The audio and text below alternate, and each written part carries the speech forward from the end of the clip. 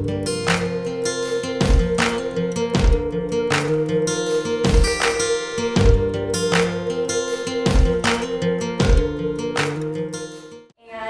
have been a stepmom for almost 9 years now, and that's my amazing husband. Thank you.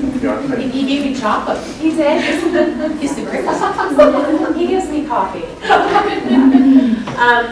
So I'm also a step-family author and the founder of the ministry, the Starving Stepmom. That ministry was born out of the step-family drama and circumstances that just go along with having a blended family, being in a blended family. So I first want to say it is such a privilege to speak to you ladies today. I can't even express that completely enough to you. Stepmoms, when we talk with them and counsel with them and just sit and listen, are typically crying out for help, for peace, for understanding, how to understand what's happening in their family, and how to come to grips with your life is never going to be the same again. And I was in that place myself when I was preparing to speak to you. First of all, when I found out that the theme this week was going to be brave, I literally laughed out loud. Because not one stepmom that I have spoken to, if you ask her, describe yourself to me in one word, brave would never come up, never. And I know that that's true for me. So God always kind of shows his sense of humor with things, but it's in such a way that it's so full of wisdom.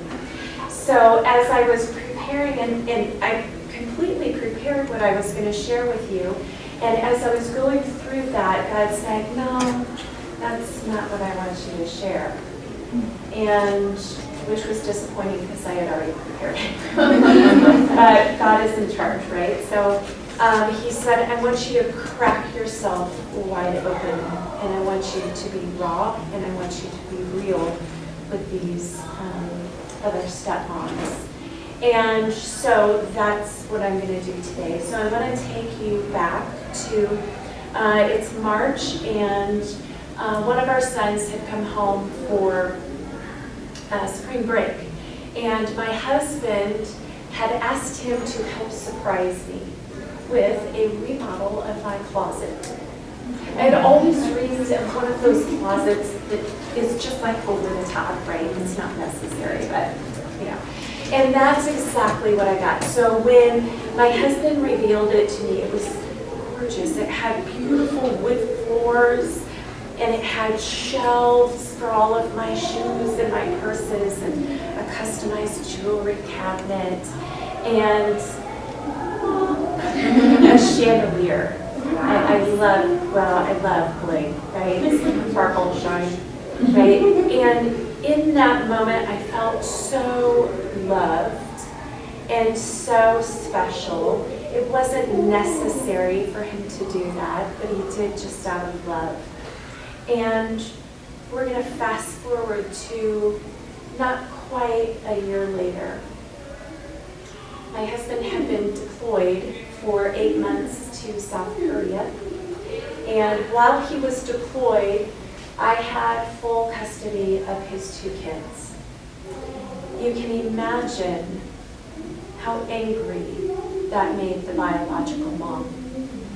Here was a woman who she just does not know that was given rights over her 2 kids. And dealing with that, but along with 2 very angry and confused teenage kids that wanted to be with their biological mom. And piling on top of that, the pain of watching their dad leave for a year. It was difficult beyond what I can really accurately describe in words. it was a fight every single day. It was a fight. But I did feel like I was at least kind of keeping my chin above water, right? Treading, thinking I only have a couple more months until my husband gets home. And he was always the buffer, right? Are your husbands the buffer? Thank goodness for them. Well, before that could happen, seemingly overnight, my life fell to pieces. Because of the anger and the confusion and them being just plain teenagers, false accusations were made. And they had made a plan to try to get to me with their biological mom. And my husband, loving his kids, had to protect them, had to believe them, had to stand up for them. And before I knew it, I was standing in that same beautiful closet that just a year before my husband had lovingly put together for me, holding a garbage bag, putting my belongings, what would fit into my car, into that bag, wondering what in the world had just happened. Step family drama, step family circumstances. That's what happened. It's normal. So my husband was sent back from Korea on emergency leave because of what had happened. And he had the kids removed from my care, and they found an apartment somewhere in the area, but my family was gone. My son flew back from Japan, also on emergency leave. And my other son, who lived here, flew in to help take care of me. When all of this happened, it was like someone came along and just shut off the light switch. There was no hope, there was no light, there was no explaining. And in that moment, I tried to end my life. They put me in a mental health facility for the weekend until my kids could get there to help take care of me. And the next couple of days, my kids kind of ushered me around because I would wander around, not really sure what to do with myself. I just lost everything. My best friend, my family, my home, my business that I ran out of my home.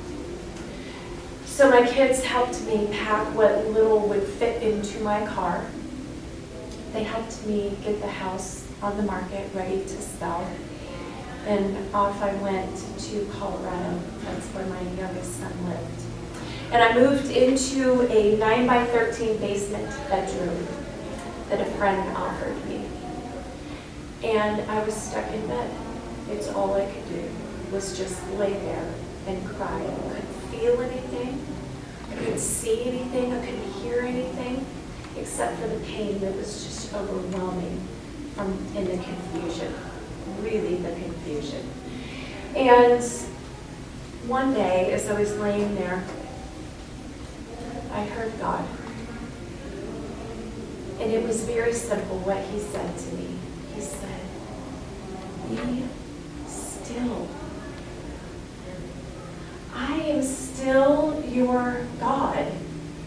Just be still."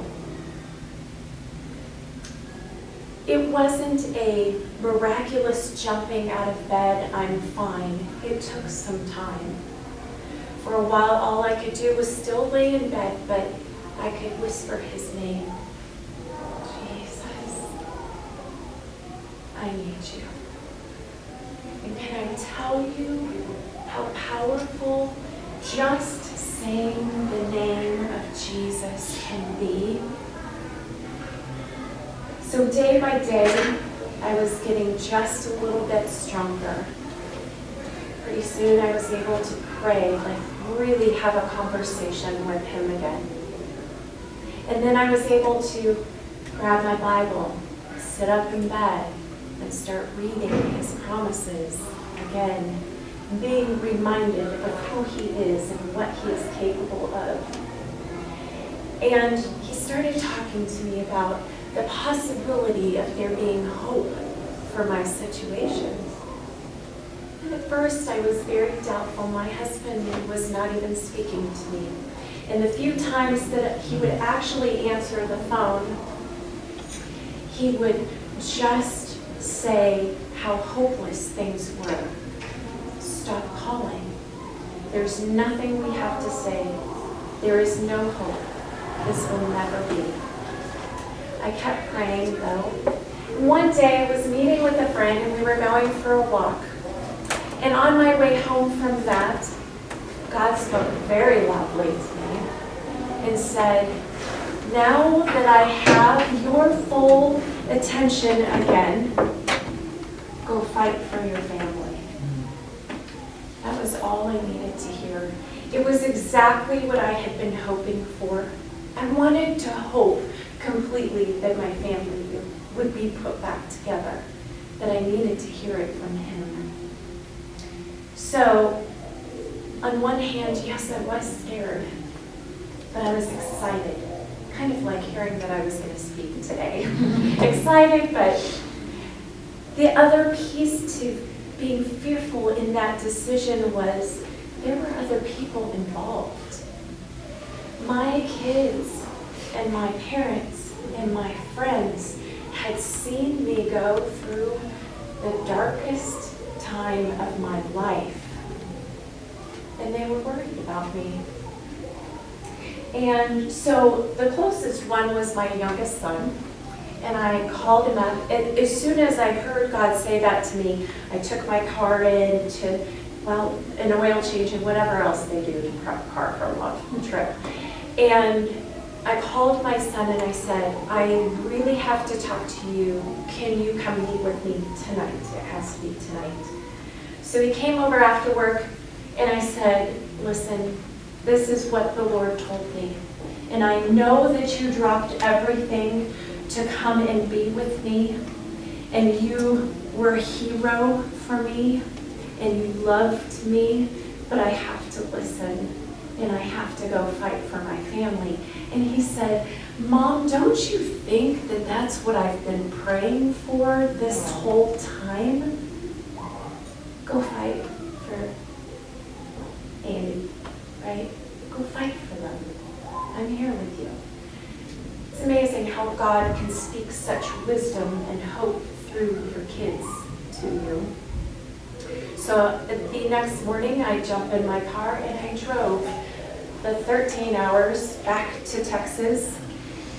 And when I pulled up in my driveway in my beautiful home, I was apprehensive until I pulled up because I wasn't sure if what had happened in that home would taint it in some way. But God met me. He went before me and he met me when I walked through that door and he said, girl, we've got some work to do. And I knew if God was going to do this, that he was going to have to pull off some incredible miracles. And I asked him very boldly for 3.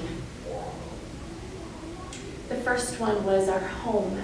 It had been on the market. We had a realtor. It was advertised. People were coming every day. 2 deals on our home fell through mysteriously, right, already.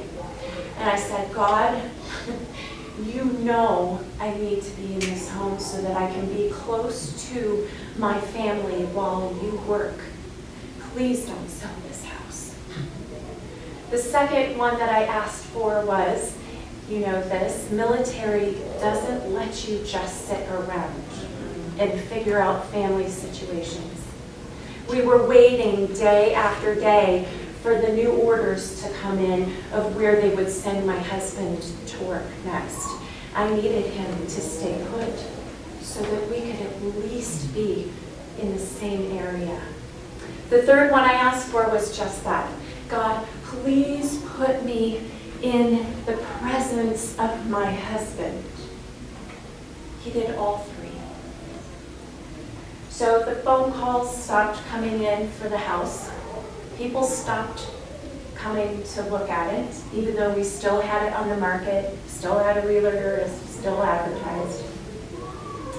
Orders day by day did not show up.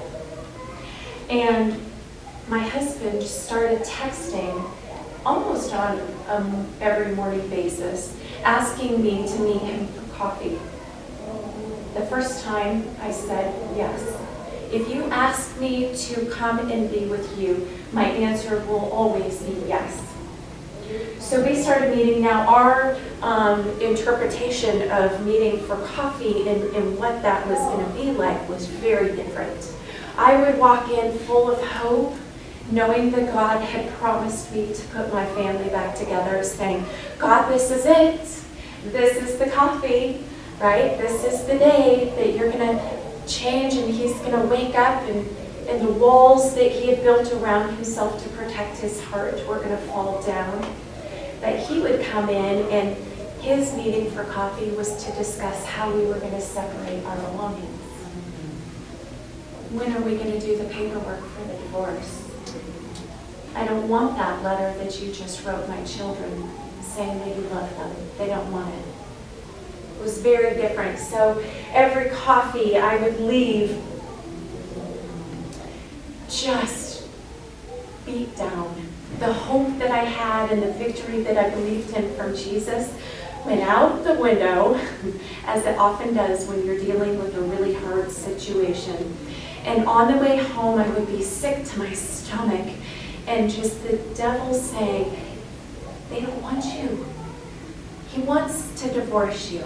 Your stepkids don't want you around anymore. Why are you even trying? And I would go back home, and every time I would grab my Bible, and I would open it to his promises. When I got to that house, I started reading, and every time he would show me something that said, I've got this. I made you a promise. I would underline it and paperclip it. So that every day when I would go home, I would open up, and when the devil was telling me it's not happening, I would shout right back to him and say, oh yes it is. Because that's what my God is saying. Well, one Monday, we met for coffee, and this was months later.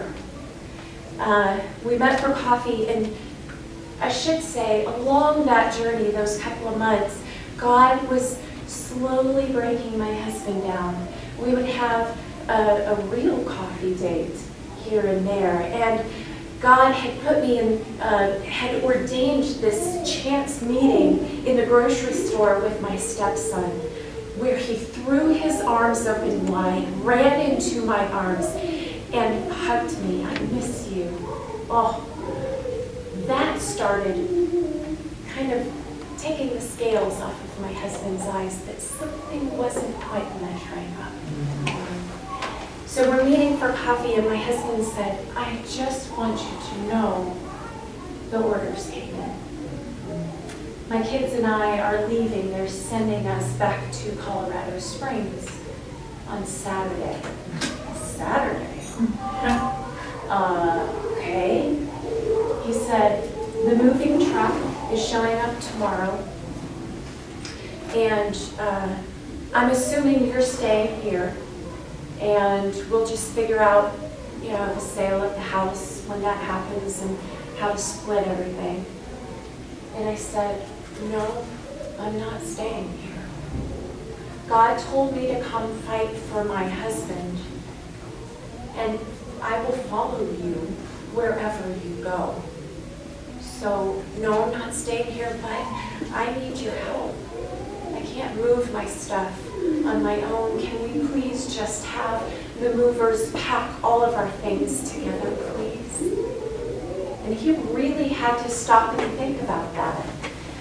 And he said, yes, I guess we can do that. But when we get to Colorado, you need to figure out a place to put your things, because they can't move it. I can't put them in the house with me. The kids don't want to see it. And I said, okay, well, I'll figure it out when we get there. But he had said yes. The next day, the movers showed up, and I spent one complete glorious day with my husband. And we packed our things in our house in the same moving van. Well, the next couple of days, I was hopeful and praying, God, please don't let us leave this state without being together as a family. That was a big request. But I believed that the Lord could do it. He'd already done so much. Well, when I left that coffee and my husband had offered to go ahead and move my things along with him, I have to tell you what God did about our house. On the way home from that coffee, I started praying, God, it's Monday. My family's leaving on Saturday, and I have asked you that we not leave this state without being together. God, I know I asked you not to sell the house, but I need you to sell it, and I need you to sell it today. And for some reason, I knew that I needed to look at the clock. And I wrote down the time when I got home. It was 9:23. At 10:07, I received a phone call from our realtor saying, I have a family that wants to look at your house, but we are just around the block because they need to look at it right now. Is that okay with you? I said, absolutely, come. And I left, and while I was gone, I was praying. And 11 o'clock, I received another phone call from the realtor saying, they are choosing between your house and one other. They want to stay longer. I know it's been a while. Is that okay? Yes, it is. At 12:05, she called me back and said, they've chosen your house, but here's the thing, they're in a huge hurry. They're a cash buyer and they have to close on Friday. Can I tell you how amazing our God is? He hears every detail. He knows exactly what needs to be done, and he is still a miracle working God. Well, we got everything packed up, and it's the night before we are to leave for Colorado. And I had asked my husband, can we leave? Can we drive together? No.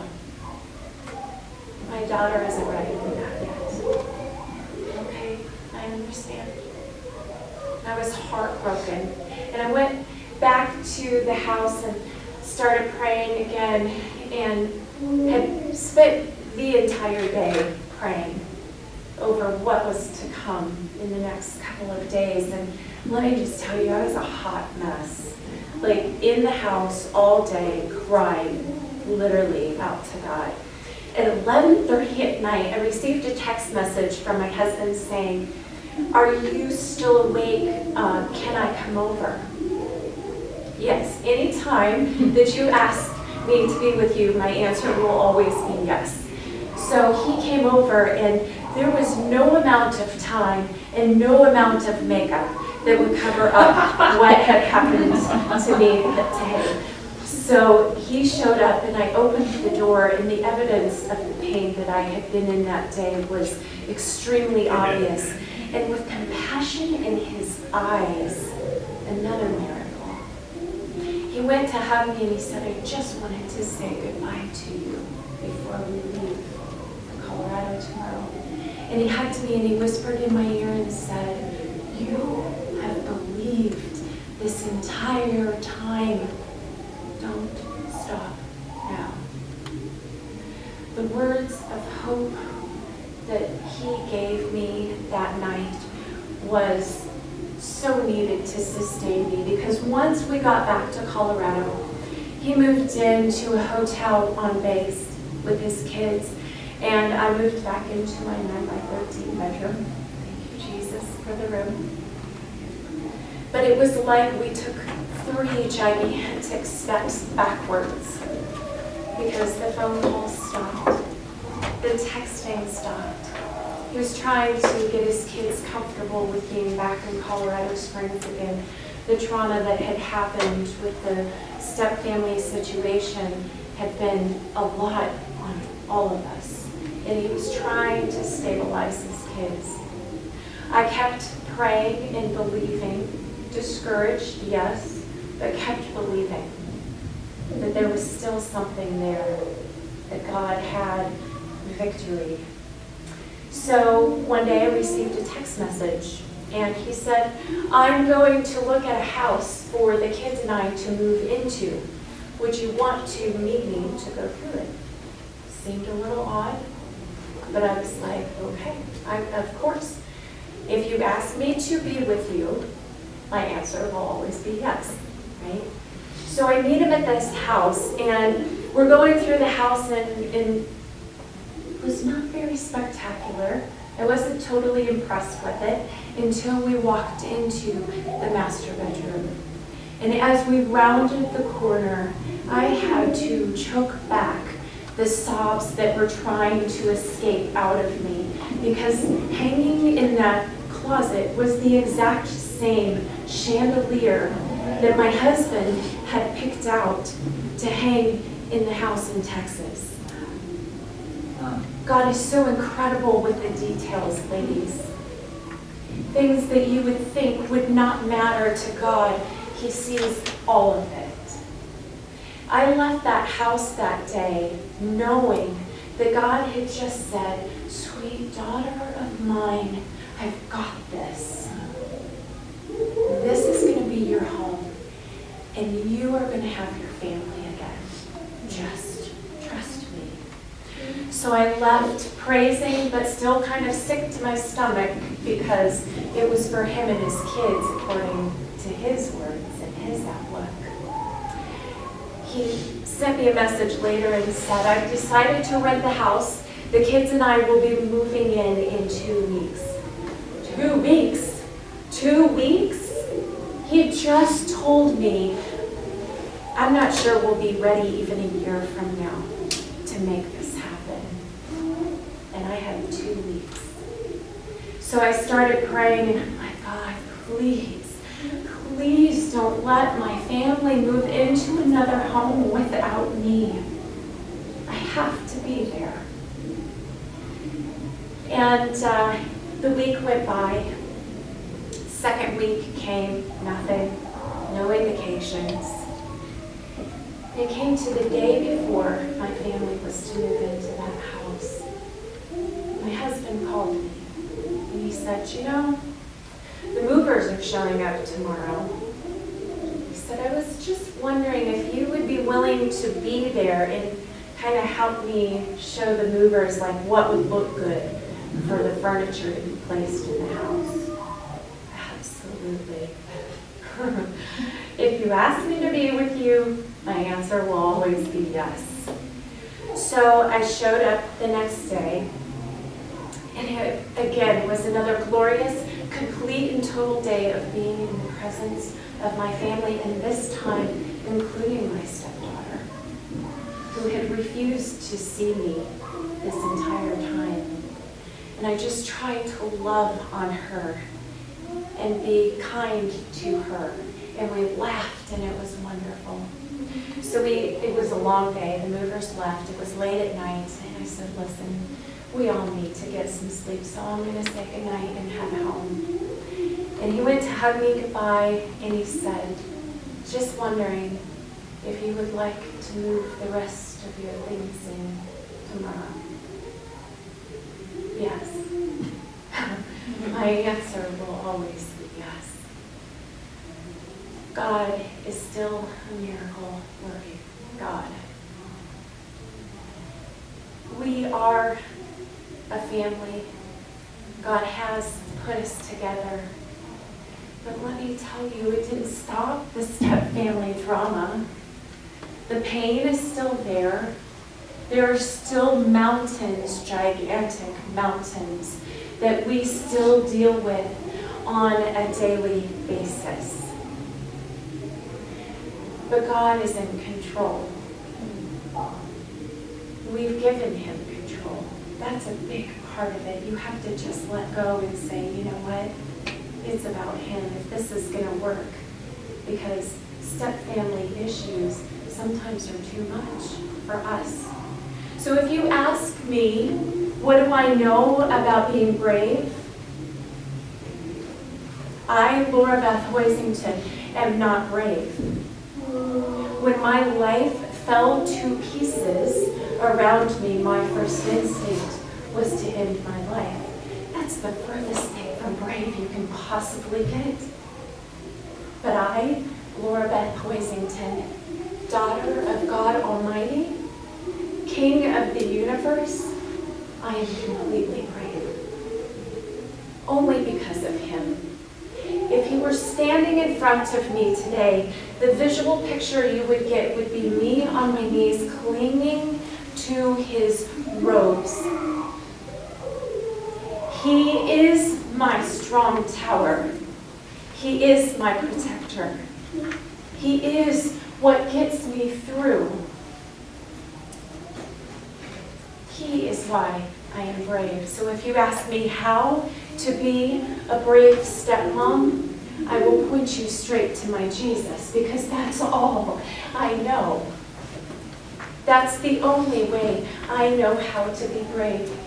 God says in Joshua 1:9, haven't I commanded you to be strong and courageous? I'm sorry, commanded? He doesn't just ask us. He commands us to be strong and courageous. But why would he do that when he knows that we can't do it on our own?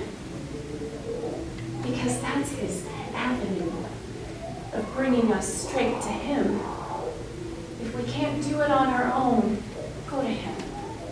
So what I'm going to tell you today, how to be strong and brave and courageous in your stepmom walk, your stepdaughter walk, even if you're a step nothing, whatever you're going through, whatever mountain is there, grab a hold of Jesus and just cling to his ropes, because you know what he'll do? He won't leave you on your knees. He stands you up and he sets your shoulders back and he lifts up your chin and you transform into this beautiful, strong person that you never dreamed you could ever be. There will be times that you won't feel that in certain situations, but you look right back to him. Read the promises that he gives you. Remind yourself who you belong to. Can I pray with you? Heavenly Father, thank you so much for each gorgeous daughter that you handpicked to be in here today. Lord, I don't know each individual situation, but you do, and that is what's most important. I pray victory over these women, Lord Jesus. I pray, God, that you would remind them who they belong to. And if they don't belong to you yet, Lord Jesus, then I pray this is the day. Right now, Lord God, that they would say, I want to be brave. And I will turn to Jesus to do that. Lord God, we thank you that you care about every detail of our lives, and that the biggest mountains to us are nothing to you. They're easy, and you love blessing us. Thank you for your love and your protection and your blessings over our life. We thank you for this day and for this conference. In your name I pray. Amen. For me, and I am not alone. This mountain rises higher. The way seems so unclear, but I know that you go with me, so